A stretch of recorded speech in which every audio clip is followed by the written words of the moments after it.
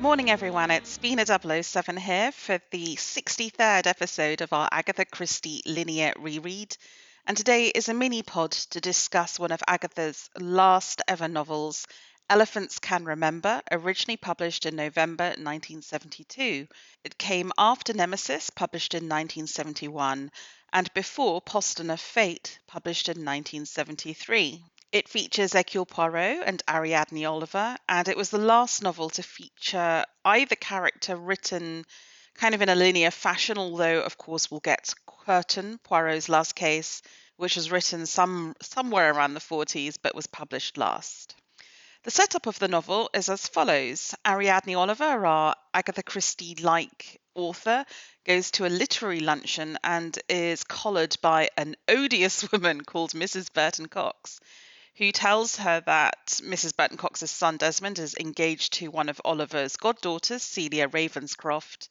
And Mrs. Burton Cox wants to know what happened to Celia's parents. Did the father murder the mother, or did the mother murder the father? And it's not really clear why she needs to know this. And she tells Ariadne, you should ask Celia. And Ariadne's like, oh, under no such circumstances am I going to do that. But it does set her off investigating. What we realise is that approximately 12 years ago, Ariadne Oliver's school chum, Margaret, aka Molly Ravenscroft, and her husband, the General, were found dead near their manor house in Overcliff, near the sea. Both had been shot with a revolver. The gun has both of their sort of smudged fingerprints on it, so it's not clear if one shot the other first and then committed suicide. And the death left Celia and her brother, who we don't really hear much about, orphaned. So Mrs. Oliver, very put out by this conversation, goes to see her friend Hercule Poirot for a post-dinner coffee and liqueur. And after 41 pages of setup, we get out of the Shire, in Tolkien terminology, and start solving the mystery. Now, it's worth saying something about style before we get into the social change and the events that frame this novel, because this is a novel that I found very frustrating to read, even though there were sort of lovely passages about Ariadne Oliver, because you can tell that Agatha Christie, now 82, is not in control of her narrative. She's not in control of the story. It loops around. It struggles to get out of the Shire, as I hinted at before. The characterization is very weak between the different interviewees. And it's a lot of dialogue. It's one of the dictaphone novels, but it really could have done with a thorough edit. It's only 240 pages in my paperback edition, but it could easily have been shorter and tighter. And there were a lot of contradictions, which makes you feel that maybe her grasp on her characters and her plot was slipping. For instance, at one point she says that the Ravenscrofts were a big age gap relationship, and on the other she says that the General fell in love with Molly when he was a very young subaltern, a very young soldier. So which of it is it? At one point it feels like she doesn't know which year she's in. And we'll get into it, but there is a lot of stuff here that speaks to maybe not only certainly aging, if not a little bit of dementia for Agatha Christie, but certainly the aging and a little bit of forgetfulness of Ariadne Oliver.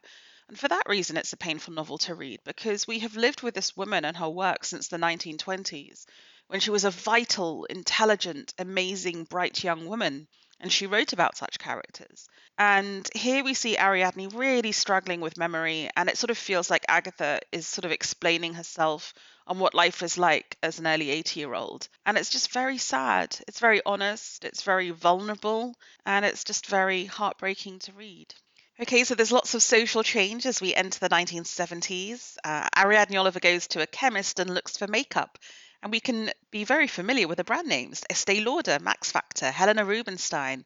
This is now the age of the great American commercial purveyors of makeup. We also have quite a shocking passage, actually, late on in the novel, where Ariadne Oliver just blatantly talks about abortion as something that you can openly say and was historically illegal. So the time when it would have been hushed about and sort of referred to enigmatically is definitely over. There's also a comment about the state of traffic in London and parking, which made me laugh because it's something I feel today, many, many decades later. She's getting up to chase you, said her friend. Come along, I'll see you get out and give you a lift to anywhere you want to go if you haven't got your car here. I never take my car about in London. It's so awful to park. I know, absolutely deadly. Never a greater truth spoken. There's also a comment on fashion and trouser suits. And I did wonder if Agatha Christie had in mind the marriage of Mick Jagger and Bianca Jagger in 1971, where she wore an iconic white trouser suit. This is the passage. I don't think weddings are nearly as pretty as they used to be in our day. Some of them seem to wear such very peculiar clothes. The other day, one of my friends went to a wedding and she said the bridegroom was dressed in some sort of quilted white satin and ruffles at his neck. Made of Valenciennes lace, I believe. Most peculiar. And the girl was wearing a very peculiar trouser suit, also white, but it was stamped with green shamrocks all over. Well, certainly Bianca Jagger did not have green shamrocks all over her white trouser suit, but I can't help wonder if this was influential. And then my final note on social change is crime, or the perception of youth crime, juvenile crime. And I note also that the infamous, notorious, wonderful Stanley Kubrick film Clockwork Orange was released and immediately banned in 1971. Here's the quotation. But look at what you read in the papers every day now. Young men, practically only boys still, taking a lot of drugs and going wild and rushing about, shooting a lot of people for nothing at all, asking a girl in a pub to have a drink with them, and then they see her home, and next day her body's found in a ditch, stealing children out of prams for their mothers, taking a girl to a dance and murdering her or strangling her on the way back. End quote. I mean, that really is a description of droogs, isn't it, in the Kubrick verse? And speaking of the Christie verse or the Kubrick verse, what about the Christie verse?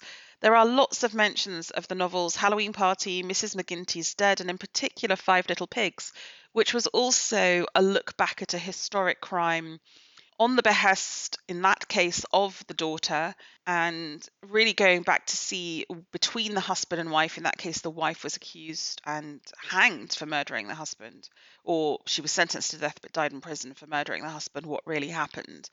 And it's a painful, painful reference in the Christieverse because Five Little Pigs, not just for the All About Agatha podcast that we adore here at Vassals of Kingsgrave, but for ourselves is one of our top novels. It's certainly in the top 5, if not the number 1.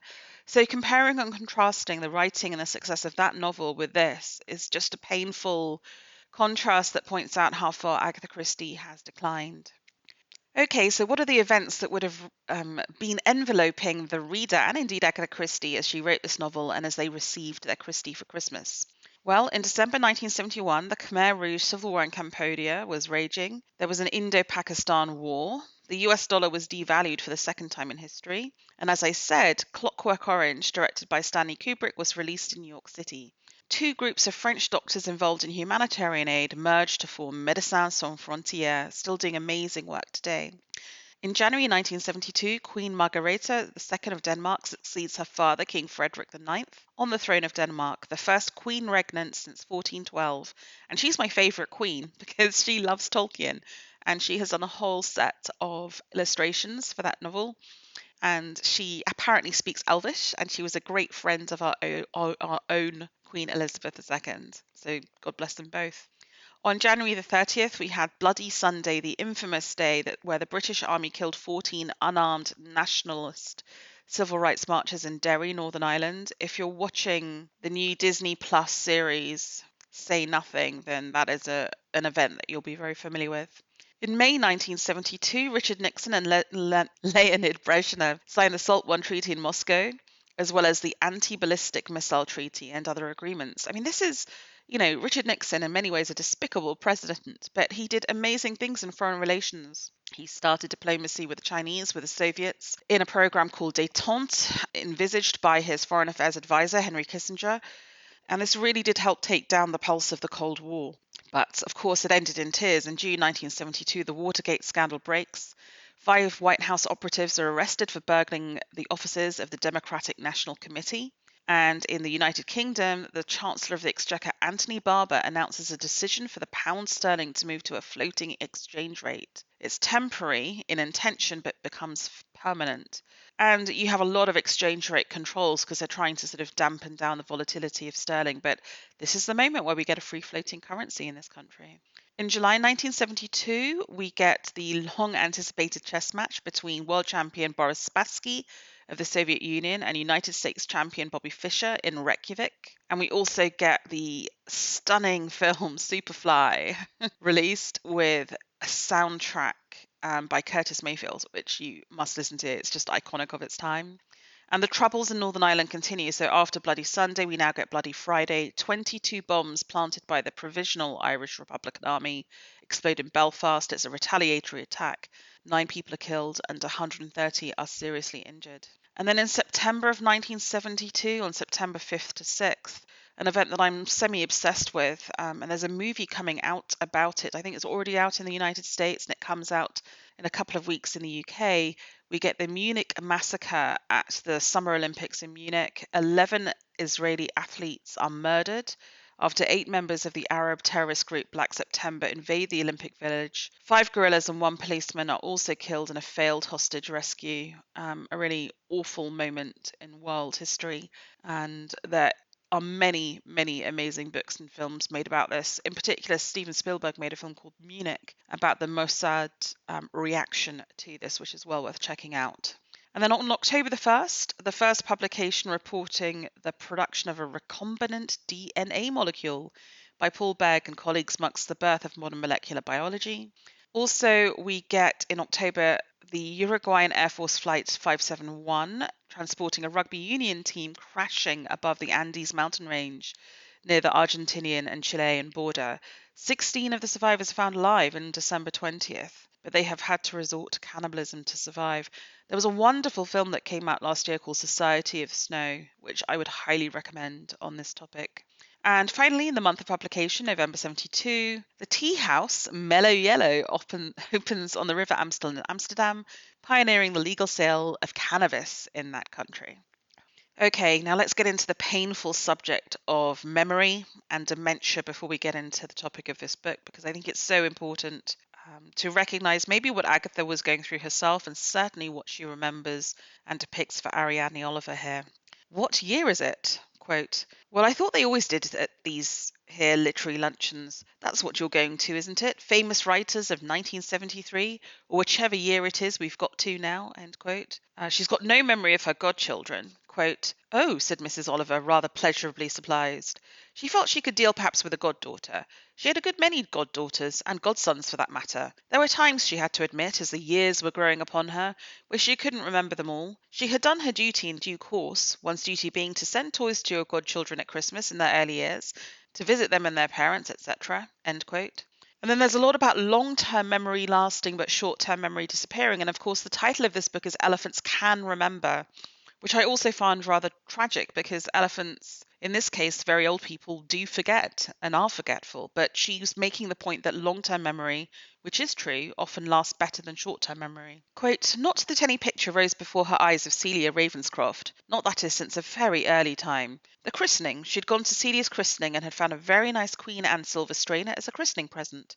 Very nice, do nicely for straining milk, and would also be the sort of thing a goddaughter could always sell for a nice little sum if she really wanted money at any time. End quote. And there are lots of Ariadne's old memories, which are rather old-fashioned and speak to sort of being bridesmaids at weddings ages ago, or having lovely cakes. Here's an example. Quote, Mrs. Oliver arrived at the last course of the grand luncheon with a sigh of satisfaction as she toyed with the remains of the meringue on her plate. She was particularly fond of meringues, and it was a delicious last course and a very delicious luncheon.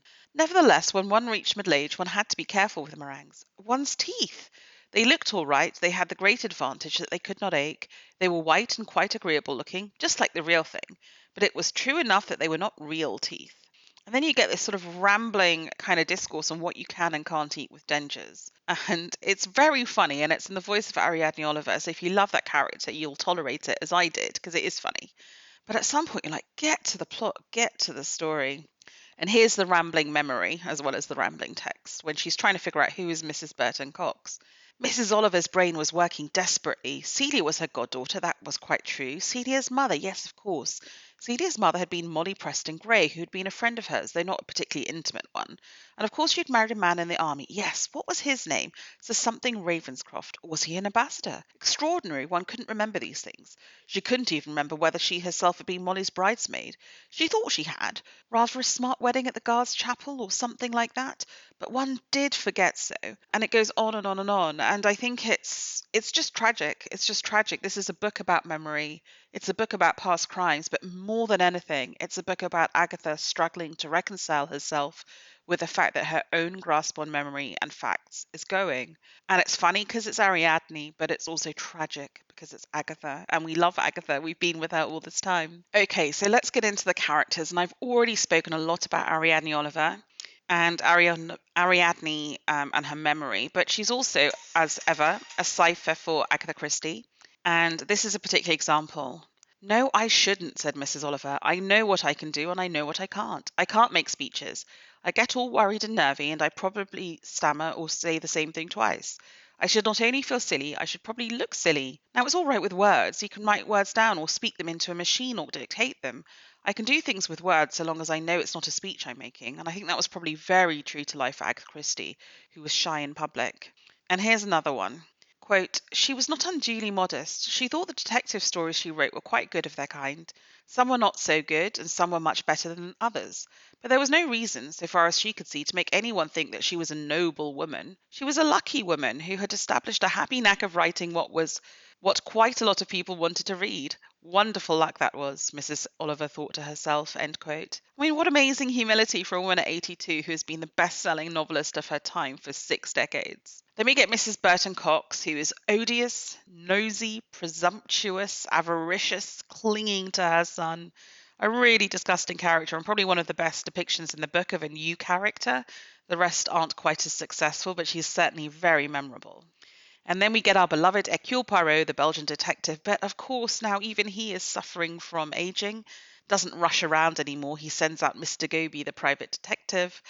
And also, he's not as famous as he once was for the younger generations. Quote, this is Monsieur Hercule Poirot. He has a special genius in finding out things. Oh, said Celia. She looked very doubtfully at the egg-shaped head, the monstrous moustaches, and the small stature. I think, she said rather doubtfully, that I have heard of him. Hercule Poirot stopped himself with a slight effort from saying firmly, most people have heard of me. It was not quite as true as it used to be, because many people who had heard of Hercule Poirot and known him were now reposing with suitable memorial stones over them in churchyards. End quote. But I suppose that does show something of self-awareness in Hercule. And now we come to Ariadne's first interviewee, Celia Ravenscroft, daughter of the victims and one of the many godchildren. Quote, I could get hold of Celia, I think. I mean, she still lives in London, or perhaps it's Cambridge she lives in, or Oxford. I think she's got a degree and either lectures here or teaches somewhere or does something like that. All very modern, you know. Goes about with long-haired people in queer clothes. I don't think she takes drugs, end quote. And then when we finally meet her, quote, a tall girl was standing on the mat outside. Just for a moment, Mrs. Oliver was startled looking at her. So this was Celia.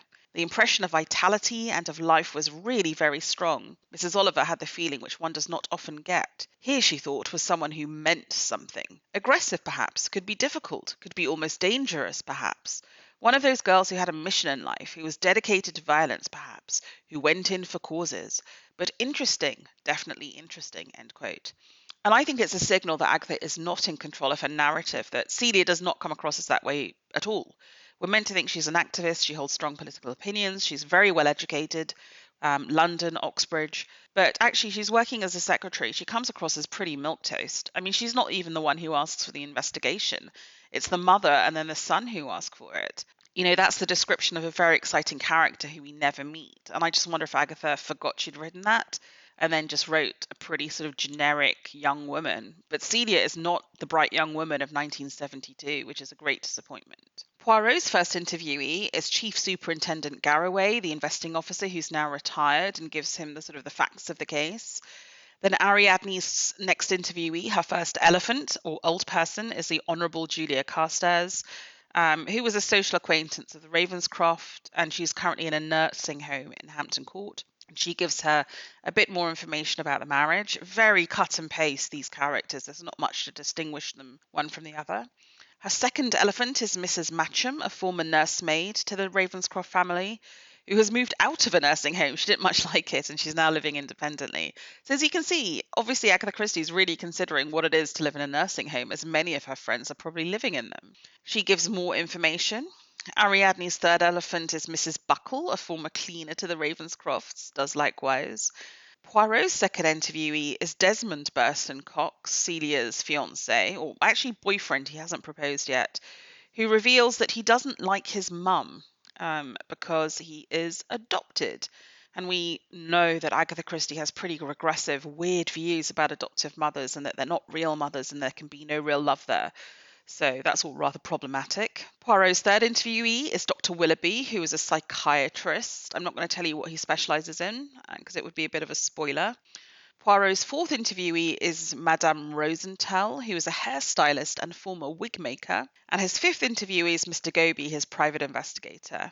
His sixth interviewee is Mademoiselle Roussel, a former governess to the Ravenscroft family, aka Maddie. And then his final interviewee is Zélie Mohura, another former governess to the family. And she actually became a companion to Lady Ravenscroft when she came out of her nursing home visit. So she was there at the time of the double murders. So those are the characters. Like I say, apart from Mrs. Burton Cox, I'm not sure any of the new characters are particularly exciting or memorable. Maybe with the exception of Maddie and Zélie. And really, the bulk of this story, like the actual investigation, the interviewing people, the coming up with a solution, of that 240 pages is probably like 120 pages. I mean, this could be a short story if it were written tighter for sure. Is the book progressive or regressive? Well, I've spoken about the attitudes towards adoption, which, as someone who knows adoptive parents, is really offensive and hard to read. There's a casualness, I think, in reference to mental illness, which I think was very typical of its time in my lifetime too, unfortunately, until quite recently. There's a little bit of misogyny and maybe homophobia in this. Quote, praise from men, Mrs. Oliver thought to herself, is always acceptable. It was women who gushed. Some of these things that women wrote to her, really. Not always women, of course, sometimes emotional young men, end quote. Oh. But actually, I mean, this is one of the later novels, so it's not as bad as one of the earlier ones, for sure. How was the novel received at the time? Well, Maurice Richardson in The Observer called the novel a quiet but consistently interesting whodunit, with an ingenious solution. Any young elephant would have been proud to have written it. I'm not sure it's ingenious. I mean, it is quite good, but it's just there's a lot of ramble and fluff and frustration to get to the kernel of the novel. Robert Barnard called the novel another murder in the past case, with nobody able to remember anything clearly, including, alas, the author. Absolutely savage, end quote. And here's an interesting thing. Elephants Can Remember was cited in a study done in 2009 using computer science to compare Christie's earlier works to her later ones. The sharp drop in size of vocabulary and increase in repeated phrases and indefinite nouns suggested that Christie may have been suffering from some form of late onset dementia, perhaps Alzheimer's. Not sure how they came to that, but it definitely reads as a novel of a woman not as firmly in grasp of the English language as one might hope.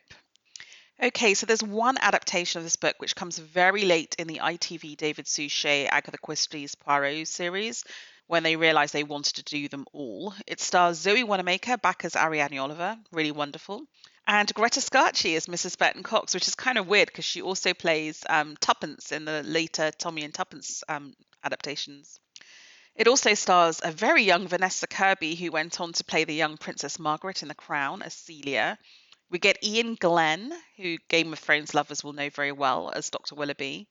It's actually a really, really lovely adaptation because it very much sort of compresses the events of the novel. It gives us more plot. So it really expands the plot of Dr. Willoughby, the psychiatrist. And I think in a sense, it kind of has to do that because if you really compress the novel down to its bare bones and what plot is in it, like I said, it's a short story. So then to sort of make it into a feature-length Poirot, you do have to do something else. So it's actually an adaptation that changes things that I don't mind and I think is in keeping with the novel. So yes, I think it's not faithful as such, but I think it's a good watch actually. I think it's a good one to watch.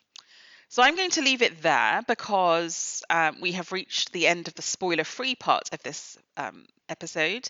Join us next time for a discussion of Poston of Fate, which will also be a mini-pod. And we hope you've loved listening. This series is drawing to a close. Feel free to come back after the end credits music where we'll discuss the solution and the clues.